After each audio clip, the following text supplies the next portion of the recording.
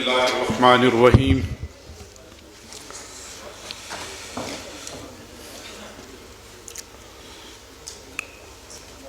يا أيها المدثر قم فأنذر وربك فكبر وثيابك فطهر والرجز فاهجر ولا تمنن تستكثر ولربك فاصبر صدق اللہ العظیم۔ 4 دن سے آپ دوست یہاں پر بیٹھے ہیں۔ جب آدمی اپنے گھروں کو چھوڑ دیتا ہے، کمروں اور بیوی بچوں سے الگ ہو جاتا ہے، وہ کسی ایسے ماحول میں پہنچتا ہے کہ جو اعتکاف سے متعلق ہو، تو دل کی کیفیت بدلنا شروع ہوتی ہے، جس کا تجربہ آپ کو بھی یہاں پر ان 4 دنوں میں ہوا ہوگا۔ خاص طور پہ جب گفتگو ہوتی ہے، تقریر ہوتی ہے، ایک روحانیت پیدا ہوتی ہے، لطیفہ قلب جاری ہو جاتا ہے، دل رقیق ہو جاتا ہے۔ درس قرآن پڑھتے وقت، سنتے وقت آنکھوں میں نمی پیدا ہو جاتی ہے، اور اگر ہادی برحق کے گھریلو زندگی کی روشنی میں اپنے گھروں کے نقشے پہ کوئی گفتگو کر رہا ہوتا ہے تو یوں لگتا ہے کہ اب رگوں میں خون نہیں دوڑ رہا، بلکہ اللہ کے رسول کی محبت دوڑنا شروع ہو جاتی ہے۔ اور اگر اطاعت نظم اور صحابہ کرام کی سیرت کی روشنی میں حافظ محمد ادریس صاحب گفتگو کریں تو یوں لگتا ہے کہ جیسے اب دل نہیں دھڑک رہا، بلکہ دل کے اندر کوئی اور چیز ہے جو دھڑکنا شروع ہوتی ہے۔ ایسا کیوں ہے؟ یہ لطیفہ قلب کیوں جاری ہوتا ہے؟ اصل میں جو ماحول کی نجاستیں ہیں وہ اس ماحول میں موجود نہیں، جو شیطان کی شرارتیں ہیں وہ بھی اپنی دخل اندازیاں اگر ختم نہیں کرتی تو کم ضرور کر دیتی ہیں۔ موقع نہیں ملتا، اخبار نہیں دیکھتے، بڑے بڑے بل بورڈ جس کے اوپر عورت اور مرد اور قربت کے لمحات، وہ تصویریں نظر نہیں آتی، نفس کی اکساہٹیں وہ بھی پیدا نہیں ہوتی۔ تو اس پورے ماحول کے اندر کیا ہوتا ہے؟ انسان کی ترجیح بدل جاتی ہے۔ اس ماحول میں آنے سے پہلے انسان کی ترجیح تھی دنیا، دال نون اور یہ۔ جب اس ماحول میں آدمی پہنچتا ہے، 2 دن 3 دن 4 دن گزارتا ہے، تو انسان کی ترجیح دنیا کے بجائے دین ہو جاتا ہے۔ لفظ وہی ہیں، دال یہ نون، صرف ترتیب بدلنے سے کتنا بڑا فرق پیدا ہو جاتا ہے۔ یہ میرا خیال ہے مجھ سے بھی، جب بھی میں اس طرح کی کسی مجلس میں بیٹھتا ہوں طویل وقفے کے لیے، میرے دل پر بھی یہ کیفیت گزرتی ہے، یقیناً آپ کے دل پر بھی یہ کیفیت گزری ہے اور گزر رہی ہے۔ رقت قلبی، جہنم کا خوف، جنت کا اشتیاق، نیتیں تبدیل ہوتی ہیں، توجہ اللہ کی طرف جاتی ہے، اور آدمی یہ عہد کرتا ہے کہ اب یہاں سے جا کر دائی بننا ہے، اس کیفیت کو برقرار رکھنا ہے۔ اور اس کیفیت کا مشاہدہ کرتے ہوئے آدمی اپنی پچھلی زندگی کے بارے میں پشیمان ہوتا ہے کہ یہ جو محبت تھی، یہ الفت تھی، یہ پاکیزگی تھی، یہ ماحول تھا، یہ 20 سال پہلے، 15 سال پہلے، 25 سال پہلے مجھے کیوں نہیں ملا؟ یہ ساری چیزیں باعث خیر و برکت ہیں۔ جس کے دل میں یہ کیفیات پیدا ہوئی ہیں، میں انہیں مبارکباد پیش کرتا ہوں۔ یہ گناہوں کو ختم کرنے کا ذریعہ بنتی ہیں، بس گناہوں کو نہیں ختم کرتی، بلکہ گناہوں کو اجر و ثواب میں تبدیل کر دیتی ہیں، چونکہ اللہ اتنا بندوں سے محبت کرنے والا ہے کہ وہ کہتا ہے کہ میں سیئات کو حسنات میں تبدیل کر دوں گا.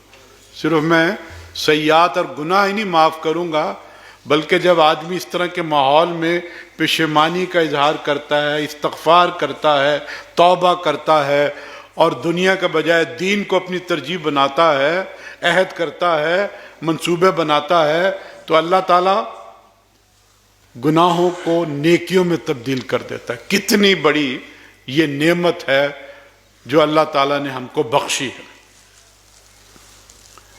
اب چیلنج یہ ہے کہ جب آپ یہاں سے جائیں گے تو یہ کیفیات برقرار رہنی چاہیے.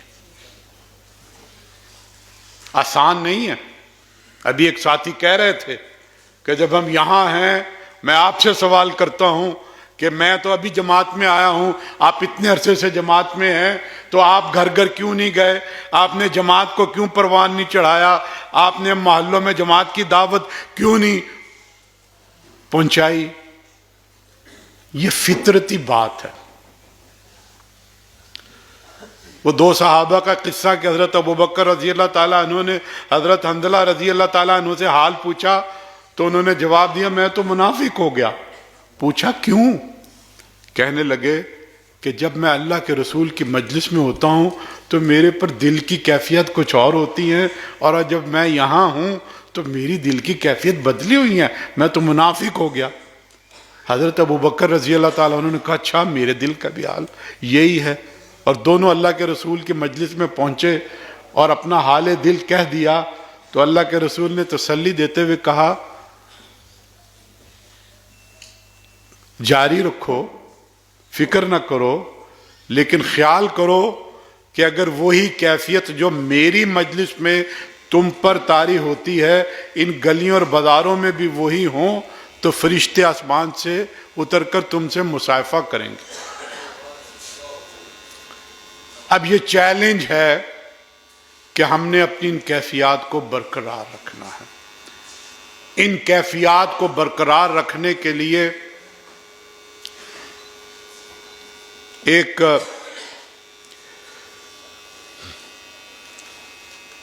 تھوڑا سا اگر ہم فارمولہ اگر اپنے پیش نظر رکھیں، پہلی بات تو یہ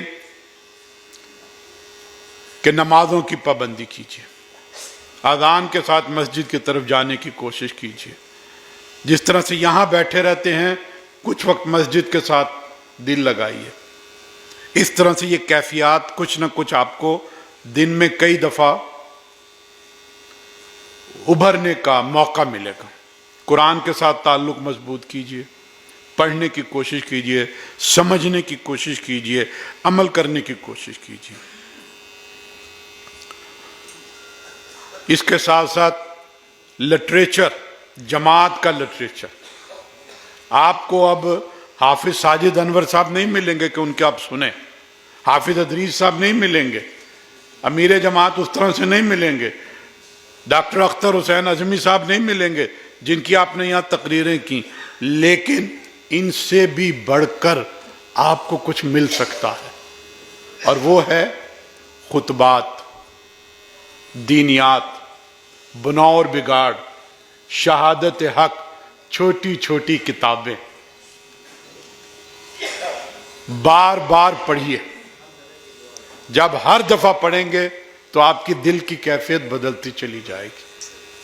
جب میں نے یہ کتابیں پڑھی اور اب بھی جب میں یہ کتابیں پڑھتا ہوں، کئی دفعہ پڑھنے کے باوجود، چاہے وہ خطبات ہو، دینیات ہو، بناؤ اور بگاڑ ہو، شہادت حق ہو، تحریک اسلامی کامیابی کی شرائط ہو، کیفیت بدل جاتی ہے. دنیا کے بجائے ایک دفعہ پھر دین ترجیح بنتا ہے. جب میں نے پہلی بار یہ کتابیں پڑھی تو یقین جانیے کہ مجھ پر ایک کیفیت طاری ہوئی کہ ان کتابوں سے پہلے میں بائی چانس مسلم گھرانے میں تھا، بائی چانس اتفاقاً اللہ تعالیٰ نے مجھے مسلمان گھرانے میں پیدا کر دیا تو میں بائی چانس مسلمان تھا، کلمہ پڑھتا تھا، کبھی کبھی نماز بھی پڑھ لیتا تھا، اس سے زیادہ کوئی فہم، کوئی ادراک، کوئی شعور نہیں تھا۔ جب یہ کتابیں پڑھی تو یوں لگا کہ اب میں بائی چانس مسلمان نہیں ہوں، بائی چوائس مسلمان ہو گیا ہوں۔ بائی چوائس مسلمان ہونا ایسے ہی ہے جیسے کوئی آدمی نو مسلم ہو، سمجھ کے کلمہ پڑھتا ہو، پرانی زندگی سے اپنے آپ کو تان و تشنیع کے بعد ایک نئی زندگی کے اندر داخل ہوتا ہو۔ نو مسلم والا جذبہ وہ بیدار ہوتا ہے ان کتابوں کو پڑھنے سے۔ تو جب آپ یہ کام کریں گے، نمازوں کی پابندی، قرآن کے ساتھ تعلق، یہ لٹریچر کتنا آسان، عام فہم ہے۔ تفہیم القرآن 6 جلدوں کے اندر، بہت ساری زبانوں میں ترجمہ، سنت کی آئینی حیثیت، جس کو پڑھ کر اے کے بروہی مولانا مودودی کی خدمت میں حاضر ہو کے کہنے لگا کہ میں نے قانون کو اس کی جڑوں سے سمجھ رکھا تھا، لیکن مجھے نہیں پتا تھا کہ اس قرآن جو ہے وہ کسی انسان کے ساتھ ساتھ کسی قوم، کسی آئین اور کسی دستور کی بھی رہنمائی کرتا ہے۔ وہ یہ سمجھتا تھا اے کے بروہی کہ آئین اور قانون اور دستور سیکولر ہو سکتا ہے، نظریاتی نہیں ہو سکتا، دینی نہیں ہو سکتا۔ ایک فرد، ایک انسان نظریاتی اور دینی ہو سکتا ہے۔ کہنے لگا کہ جب میں نے یہ کتاب پڑھی سنت کی آئینی حیثیت، تو مجھے یقین ہو گیا کہ قرآن رہتی دنیا تک ایک انسان کے ساتھ ساتھ ایک قوم اور ایک ریاست اور ایک آئین اور ایک دستور کی بھی رہنمائی کرتا ہے۔ مولانا مودودی کی اہلیہ سے پوچھا گیا کہ مولانا مودودی کی اتنی کتابیں ہیں، ڈھیر ساری، آپ کو ان کتابوں میں سے کون سی کتاب پسند ہے؟ جسارت نے ان سے انٹرویو کیا اور یہ سوال کیا۔ مولانا مودودی کی اہلیہ جو رات دن ان کے ساتھ رہتی تھی، انہوں نے کہا شہادت حق، چھوٹا سا پمفلٹ ہے، قولی شہادت، عملی شہادت، تکمیل شہادت۔ میرے پاس ایک ساتھی آیا اور انہوں نے مجھ سے کہا میں بہت پریشان ہوں۔ میں نے کہا کیا ہوا؟ کہنے لگے گھر میں سکون برباد ہو گیا، بیوی کو سمجھاتا ہوں تو ماں ناراض ہوتی ہے، ماں کو سمجھاتا ہوں بیوی ناراض ہوتی ہے، آپس میں کشمکش ہے، مجھے سمجھ نہیں آ رہی کہ میں کیا کروں، میں تو اب جماعت کا بھی کام کرنے کے قابل نہیں رہ گیا۔ میں نے اسے کہا کہ بھائی صاحب آپ نے تحریک اسلامی کامیابی کی شرائط پڑھی ہے؟ کہنے لگے ہاں پڑھی ہے۔ میں نے کہا سناؤ اس میں حسن سیرت کیا ہے؟ تو ظاہر ہے وہ نہیں سنا سکے۔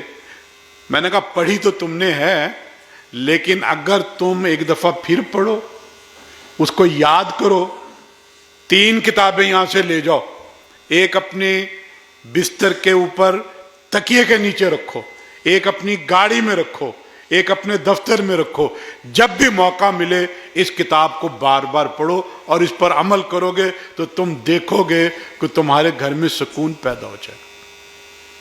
وہ 1 مہینے کے بعد آئے اور کہنے لگے کہ عظیم صاحب آپ نے ایسا تعویذ دیا ہے کہ گھر میرا جنت والا بن گیا، بیوی بھی سمجھ گئی، والدہ کی بھی خدمت ہو رہی ہے، معاملات ٹھیک ہو گئے۔ چھوٹی سی کتاب ہے، کون سی؟ نہیں، شہادت حق تو مولانا مودودی نے، جو میں نے آپ کو کہا تھا کہ تعلقات ٹھیک کرتی ہے، معاملات ٹھیک کرتی ہے، وہ کتاب ہے تحریک اسلامی کامیابی کی شرائط۔ یہ بہترین کتاب ہے۔ پراپرٹی ڈیلر اگر اسے پڑھ لے اور اگر اس نے اس سے پہلے روزانہ کی سیل اس کی تھی یا نہیں تھی، اس کی سیل بڑھ جائے گی۔ کوئی سیلز مین پڑھ لے، دکاندار پڑھ لے، جماعت کا ناظم اور امیر پڑھ لے، تو یہ جتنے باہمی تعلقات میں خرابیاں پیدا ہوتی ہیں انشاءاللہ تعالی اس پر عمل کرنے کے نتیجے میں ختم ہوگی۔ پھر آپ نے ان 4 دنوں کے اندر جماعت کو بھی سمجھا ہوگا. مختلف لوگ آپ کے پاس آئے ہیں. لیاقت بلوچ صاحب نے بھی آپ کے ساتھ خطاب کیا ہے, راشد نسیم صاحب نے کیا ہے, فرید احمد پراچا صاحب نے کیا ہے. جماعت کو آپ نے کیا سمجھا؟ ہم اگر لوگوں سے پوچھیں, عام لوگوں سے, کہ جماعت اسلامی کو آپ کیا سمجھتے ہو, تو بہت سارے لوگ کہیں گے جماعت اسلامی سیاسی جماعت ہے, کچھ لوگ کہیں گے مذہبی جماعت ہے, کچھ لوگ کہیں گے نظریاتی جماعت ہے. جان لیجئے کہ جماعت اسلامی نہ سیاسی جماعت ہے, نہ مذہبی جماعت ہے, نہ نظریاتی جماعت ہے. جماعت اسلامی کیا ہے؟ دینی جماعت ہے. سیاست کچھ اور چیز ہے. ہمیں لوگ سیاسی کیوں کہتے ہیں؟ اس لیے کہ جب ہم ایک دینی جماعت ہے, بہت بڑا ایک دائرہ ہے, اس دائرے کے اندر چھوٹے چھوٹے جزو ہیں, اس میں سیاست بھی ایک جزو ہے, اس میں مذہب بھی ایک جزو ہے, اس میں مسلک بھی ایک جزو ہے, اس میں نظریہ بھی ایک جزو ہے. لیکن بحیثیت مجموعی جماعت اسلامی ایک دینی جماعت ہے. سیاست ہمارا جزو کیا ہے؟ وہ بہت سارے لوگ جو اپنے آپ کو سیاسی جماعت کہتے ہیں, ہر وقت سیاست اوڑھنا بچھونا ہے. سیاست میں وہ سوچتے ہیں, سیاست میں وہ بولتے ہیں, سیاست ہی وہ کرتے ہیں, اور ہمیں بھی تانا دیتے ہیں کہ تم جو ہے نا وہ کامیاب نہیں ہو سکتے. خود بڑے وہ کامیاب بن جاتے ہیں اور کہتے ہیں 2/3 میجورٹی آ گئے. یہ سارے سیاسی لوگ جو write in politics, think in politics, speak in politics, but they also feel in politics. ان سیاستدانوں نے کیا کیا؟ قوم کو کامیابی تو نہیں دی, قوم کو تو بگاڑ میں مبتلا کر دیا. ڈالر قابو میں نہیں آ رہا. ہر سیاسی جماعت آتی ہے اور یہ کہتی ہے ہم ڈالر قابو کر کے دکھائیں گے, ہم مہنگائی ختم کر کے دکھائیں گے, ہم بجلی بنا کر دکھائیں گے, ہم یہ کریں گے اور وہ کریں گے. اور جب جاتی ہے تو لوگ کہتے ہیں انہوں نے بیڑا غرق کر دیا, پچھلے والے ٹھیک تھے. جانے کے بعد لوگوں کو پچھلی یاد آتی ہے. پی ٹی آئی کی حکومت بھی ناکام حکومتوں کی فہرست میں پہنچ گئی تھی, لیکن اب جو پی ڈی ایم کی حکومت نے ان کی ناکامی کو کم کر دیا ہے اور ناکامی میں اول درجہ اب پی ڈی ایم کی حکومت آ گئی. تو میں یہ عرض کر رہا تھا کہ جماعت اسلامی دینی جماعت ہے, سیاست ہمارا جزو ہے. اور سیاست کون سا جزو ہے؟ اب ایک جملہ اچھی طرح سے ذہن نشین کیجئے کہ ہم کیوں دینی جماعت ہیں اور سیاسی نہیں ہیں, اور لوگ ہمیں سیاسی کیوں کہتے ہیں. یاد رکھیے, سیاست کے ایوانوں میں ہم دین کا دروازہ کھولنا چاہتے ہیں. سیاست کے ایوانوں میں دین کا دروازہ برسوں سے بند ہے. ہم سیاست کے ایوانوں میں دین کا دروازہ کھولنا چاہتے ہیں. بس یہ ہماری سیاست ہے. جب تک سیاست کے ایوانوں میں دین کا دروازہ نہیں کھلے گا, یہ سیاست پاکستان کو فلاح و بہبود نہیں دے گی. علامہ اقبال بہت پہلے کہہ گئے, جدا ہو دین سیاست سے تو رہ جاتی ہے چنگیزی. تو جب ہم سیاست کے ایوانوں میں دین کا دروازہ کھولنے کے لیے جدوجہد کرتے ہیں تو بس یہی ہماری سیاست ہے, اس کے علاوہ اور کوئی چیز نہیں ہے. ہم اپنے آپ کو نمایاں نہیں کرنا چاہتے. ہماری دعوت یہ نہیں ہے کہ ہم سراج الحق کو وزیر اعظم بنائیں اور صدر پاکستان بنائیں اور کسی اور کو وزیر بنا دیں اور پارلیمنٹ کے رکن بنا دیں. ہماری دعوت یہ ہے کہ اقتدار اور اختیار جہاں کہیں ہے اس کو اللہ اور اللہ کے رسول کے تابع کر دیں, چاہے وہ یونین کونسل کے اندر ہے, چاہے وہ صوبائی اسمبلی میں ہے، قومی اسمبلی کے اندر ہے۔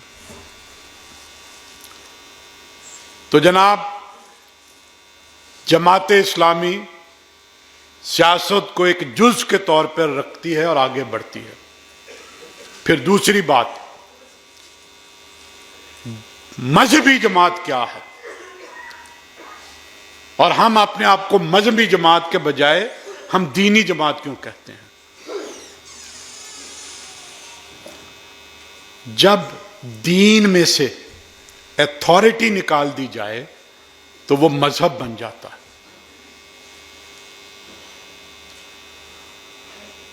دین میں سے اتھارٹی اور شریعت نکال دیں تو وہ مذہب بن جاتا ہے۔ مغرب نے یہ کہا کہ انسانی زندگی کے دو دائرے ہیں، ایک بڑا دائرہ ہے اور وہ دائرہ ہے معیشت کا، معاشرت کا، عدالت کا، تجارت کا، سیاست کا، اور وہ کہتے ہیں کہ اس بڑے دائرے میں سیکولرزم ہونا چاہیے، کوئی دین اور مذہب نہیں ہونا چاہیے۔ اور ایک چھوٹا سا دائرہ ہے، نام کیسے رکھنے ہیں،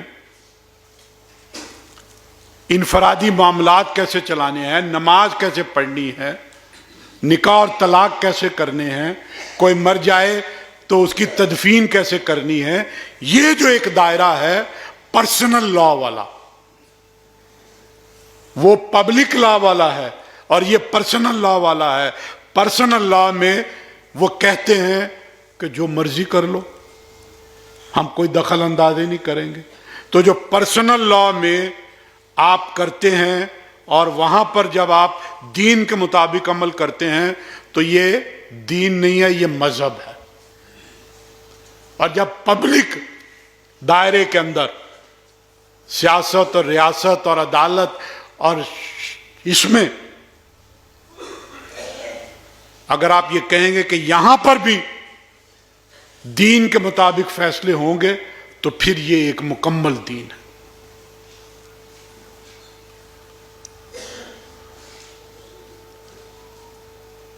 پھر مذہب کے اندر بھی ایک مسلک ہے، فقہ کے اندر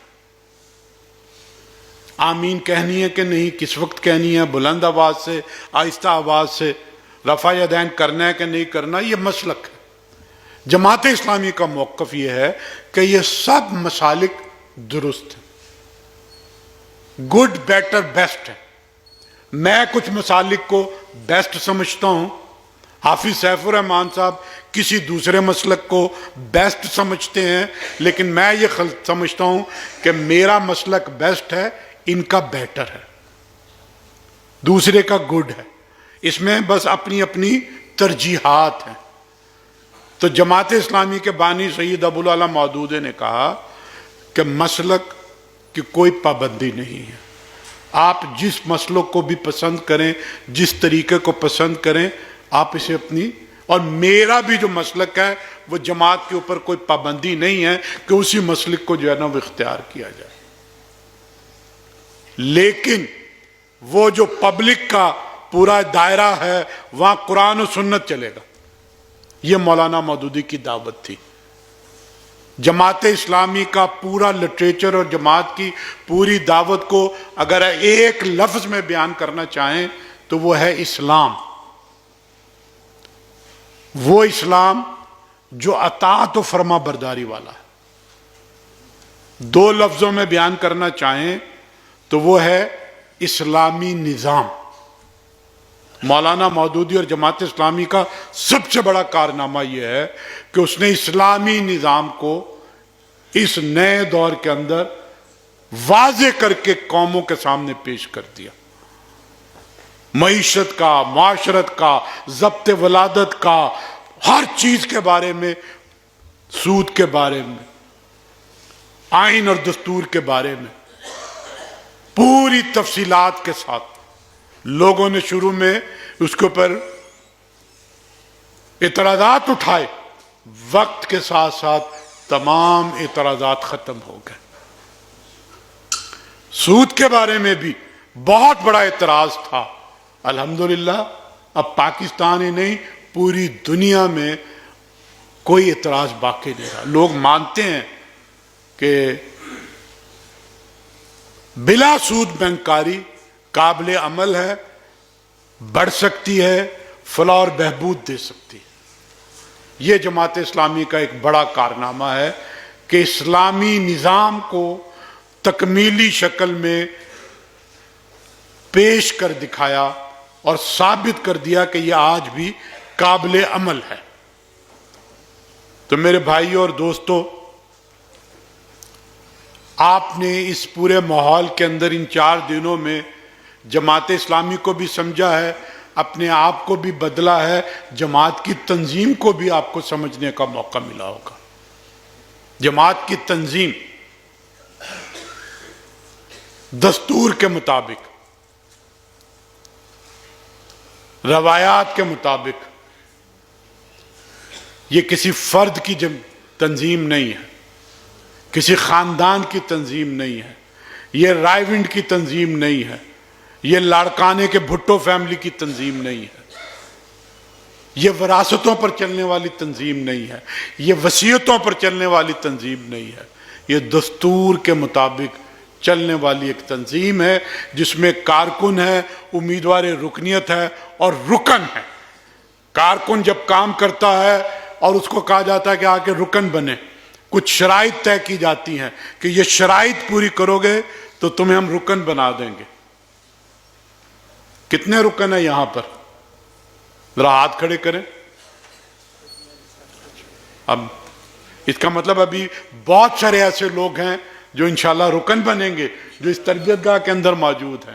رکن بننے کے لیے کیا؟ رکن کیوں؟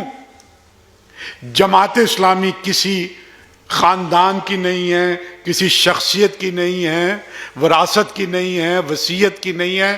جماعت اسلامی ارکان کی تنظیم ہے۔ اونرشپ، ملکیت، وہ جماعت کے ارکان، جو اس کا امیر جماعت، یہ ارکان ہے جو امیر جماعت بناتے ہیں، یہ ارکان ہے جو ہر طرح کی شورا بناتے ہیں۔ جس طرح سے سٹاک ایکسچینج کے اندر شیئر ہولڈرز کے پاس ملکیت ہوتی ہے کمپنیوں کی، بالکل اسی طرح سے جماعت کی ملکیت جو ہے وہ ارکان جماعت کے پاس ہے۔ اور ارکان جماعت کسی چندے سے نہیں بنتے، کسی خاندانی تعلق کے اوپر بھی نہیں بنتے کہ یہ سید منور حسن صاحب کا بیٹا ہے، اس کو رکن بنا لیا جائے، یہ قاضی حسین احمد صاحب کا بیٹا ہے، یہ سراج الحق صاحب کا بیٹا اور بیٹیاں ہیں اور ان کو رکن بنا لیا جائے۔ نہیں، جماعت رکن بناتی ہے اپنے کارکنوں کو کچھ شرائط کی پابندی کرتے ہوئے۔ وہ شرائط کیا ہیں؟ جماعت کے عقیدے کو اپنا عقیدہ سمجھنا۔ عقیدہ کیا ہے؟ لا الہ الا اللہ محمد رسول اللہ، اللہ ہی مالک ہے، رازق ہے، وہی دینے اور لینے والا ہے، سب کچھ اسی کے ہاتھ میں ہے، جو کچھ مانگنا ہے اسی سے مانگنا ہے۔ جماعت کے عقیدے کو اپنا عقیدہ سمجھنا۔ دوسری شرط کیا ہے؟ جماعت کے نصب العین کو اپنا نصب العین بنانا۔ جماعت کا نصب العین اللہ کی رضا کو حاصل کرنا ہے اقامت دین کے ذریعے۔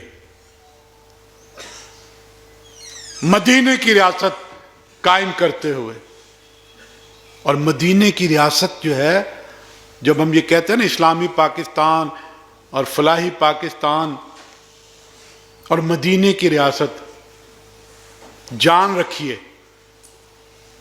ہمیں فلاح آخرت کی چاہیے، دنیا کی نہیں چاہیے۔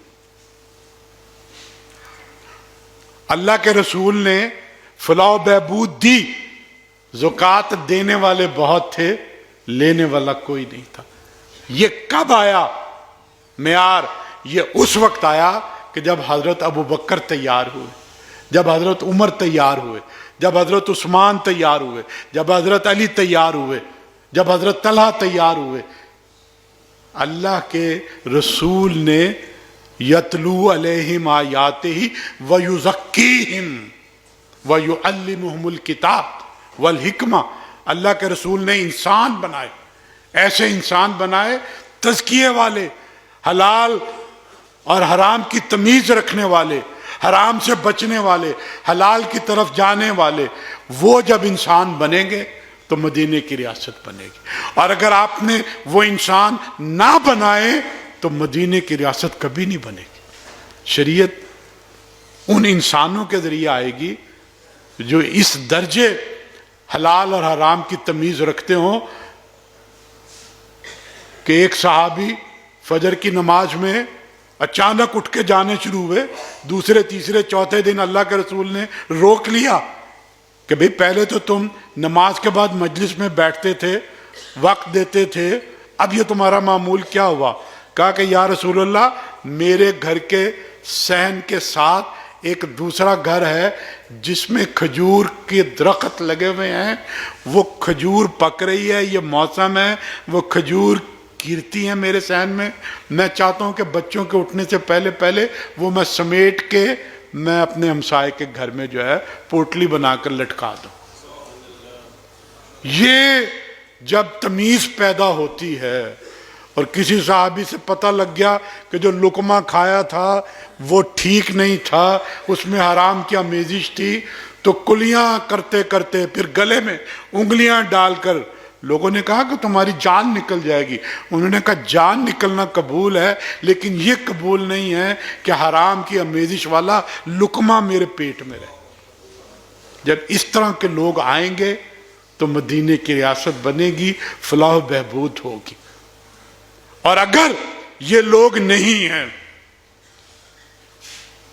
تو امریکہ معیار زندگی بلند ہے، سوئٹزرلینڈ اس سے بھی زیادہ ہے، فن لینڈ اس سے بھی زیادہ ہے، بہت ساری چیزیں آپ کو ملیں گی. ہمیں وہ مطلوب اور مقصود نہیں ہے جس سوسائٹی کے اندر بن بیاہی 14 سال کی مائیں وجود میں، جہاں طلاق کی شرح، جن قوموں نے اپنی قوموں کو فلاح و بہبود دے دیا، پوری دنیا میں آگ لگا دی، برباد کر دیا دنیا کے امن کو. وہ اپنی قوم کے کتوں کی بڑی فکر کرتے ہیں، لیکن انہیں افغانستان کے اندر لوگوں کے مرنے اور جلنے کی کوئی فکر نہیں. وہ اپنے آپ کو انسان سمجھتے ہیں اور باقی دنیا جہان کی قوموں کو وہ کتے سے بھی زیادہ ذلیل سمجھتے ہیں. تو ہمیں اس طرح کی فلاح بہبود نہیں چاہیے. ہمیں وہ انسان چاہیے جو اللہ کو مطلوب ہیں، جو اللہ کے پیارے رسول نے بنا کر دکھائے. تو جماعت اسلامی رکن بناتی ہے، تزکیہ کرتی ہے، جماعت کے عقیدے کو اپنا عقیدہ سمجھنا، جماعت کے نصب العین کو اپنا نصب العین سمجھنا، جماعت کے دستور کی پابندی کرنا، شریعت کے فرائض کی پابندی کرنا. کوئی ذریعہ معاش حرام پر مشتمل نہ ہو. کوئی سیاسی اور دینی جماعت نہیں جو اس طرح کی شرائط جو ہے وہ بیان کرتی ہو. کہتے ہیں ٹھیک ہے، یہ ان کا ذاتی کاروبار ہے، جو مرضی کرے، فکر ہی کوئی نہیں. جماعت یہ نہیں چاہے گی. کوئی حرام کی کمائی، کسی کے اوپر ناجائز قبضہ، وراثتوں کے اندر کوئی حرام، وہ جائیداد اس کے ہاتھ میں نہیں ہونی چاہیے. نظم کی پابندی، اور کسی اور جماعت کے ساتھ ایسا تعلق نہ ہو جس کا مقصد جماعت کے مقاصد سے علی الرغم ہو. یہ وہ شرائط ہیں جن کی پابندی کرنے کے بعد جماعت میں رکنیت دی جاتی ہے، جماعت کی اونرشپ بنتی ہے. جماعت میں عہدے نہیں ہیں. یہ امیروں کی جماعت ہے، یہ امیر عہدہ نہیں ہے. چاہے یہ امیر جو ہے وہ یونین کونسل کے اندر ہو، وہ زون کے اندر ہو، وہ تحصیل کے اندر ہو، ضلعوں کے اندر ہو. جماعت امیروں کی جماعت ہے. ہر جگہ پہ امیر پائے جاتے ہیں، لیکن یہ امیر درویش امیر ہے.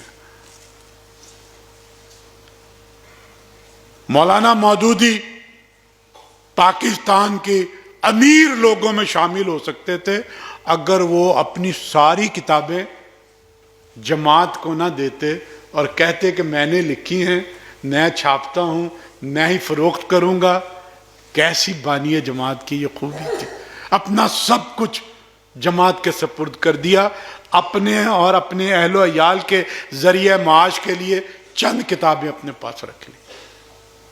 میاں طفیل محمد صاحب، اربوں کی یہ جائیداد منصورے کے ارد گرد، جماعت نے جو گھر دے دیا اس میں ایسے رہتے تھے کہ امریکہ گئے اور غسل خانے میں زیادہ وقت لگ گیا، میزبان پریشان ہو گیا کہ کیا ہو گیا، جب باہر نکلے تو اس نے کہا کہ میاں صاحب کوئی خیریت تھی، آپ نے کچھ زیادہ وقت لگایا؟ کہنے لگے میرے پاس 2 ہی بنیان تھی، میں نے اب ایک بنیان دھو دی ہے، یہ سوکھ جائے گی، اور جو دوسری بنیان تھی وہ میں نے پہن لی۔ یہ میاں طفیل محمد جماعت کے امیر امریکہ جا رہے ہیں، 2 بنیانیں، اور ہم نے انہیں دیکھا ہے تریزوں والے کپڑے، ایک اچکن، اور اسی میں وہ سارے دورے، سارے پروگرام۔ قاضی حسین احمد صاحب، بڑے بڑے گھر تھے، تجارت تھی، منصورے کے اندر ایک چھوٹے سے فلیٹ کے اندر انہوں نے اپنی زندگی گزار دی۔ سید منور حسن صاحب، اربوں کی جائیداد جماعت اسلامی کے پاس ہے، کسی پارٹی کے پاس اتنا بڑا سرمایہ نہیں ہے جو جماعت کے پاس ہے۔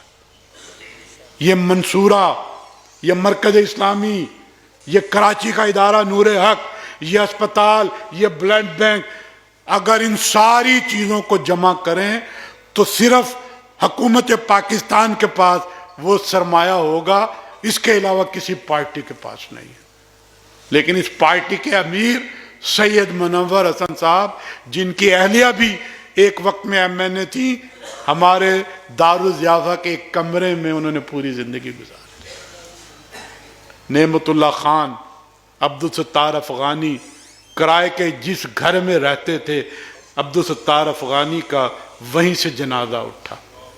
یہ امیر ہیں، یہ درویش لوگ ہیں۔ تو میں نے یہ کہا کہ جماعت اسلامی میں عہدے نہیں ہیں، جماعت اسلامی میں منصب ہے، منصب، عہدے، پروٹوکول جس کی طلب ہوتی ہے، جس کے لیے آدمی کوشش کرتا ہے، لوگوں کو پیچھے کرتا ہے، ٹانگیں کھینچتا ہے، فساد برپا کرتا ہے۔ جماعت میں یہ کلچر نہیں ہے، اور جماعت میں اگر یہ پتہ لگ جائے کہ یہ شخص کسی عہدے کی طلب رکھتا ہے تو جماعت کا دستور کہتا ہے کہ پھر وہ ڈسکوالیفائی ہونا چاہیے۔ ایسے آدمی کو اپنے استصواب میں، اپنے انتخاب میں پھر ووٹ مت دے، چاہے وہ یہی سوچے کہ میں اپنی ذات کے لیے یہ منصب نہیں چاہتا، میں جماعت کو بہتر بنانے کے لیے یہ منصب چاہتا ہوں۔ ہاں، جب جماعت خود اجتماعی فیصلوں سے کسی کو منصب دیتی ہے تو پھر اس آدمی کو یہ چاہیے کہ اس کی ترجیح اول اس منصب کی ذمہ داریاں بننی چاہیے، پھر وہ دائیں بائیں نہ دیکھے، پھر یوں کام کرے کہ گویا وہ بنا ہی اس منصب کی ذمہ داریوں کو ادا کرنے کے لیے تھا۔ میرے بھائیوں اور دوستوں، کہنے کو بہت کچھ ہے۔ اللہ تعالیٰ آپ کی اس 4 دن کی منصورہ کی اس محنت کو قبول فرمائے، آپ نے جو دعائیں یہاں کی ہیں انہیں قبول فرمائے، جو نیتیں باندھی ہیں، جو آئندہ کے توقعات اپنے آپ سے آپ نے باندھی ہیں، اللہ اسے پورا فرمائے۔ سبحان ربک رب العزت عما یصفون وسلام علی المرسلین والحمد للہ رب العالمین۔